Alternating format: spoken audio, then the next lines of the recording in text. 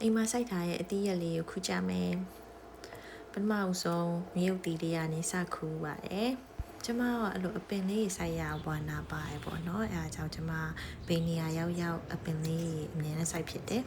ဒါပေမဲ့အသီးရွက်လေးရောဒီရောက်မှစိုက်ဖြစ်တာပေါ့အရင်တော့ဆိုရင်တော့နှင်းစီပန်းပင်တို့ဘာလို့ပဲစိုက်ဖြစ်တာများတယ်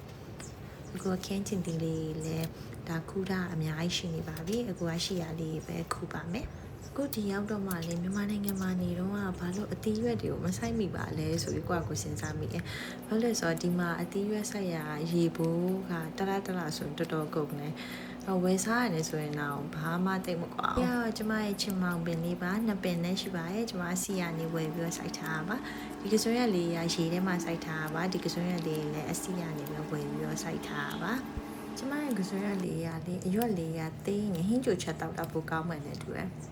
ဒါလေးကပူစီနံလေးပါကျွန်မပူစီနံကအပင်လိုက်ဝယ်ပြီးတော့စိုက်ထားပါဒါပြန်ပွားထားရဲ့အိုးလေးပါ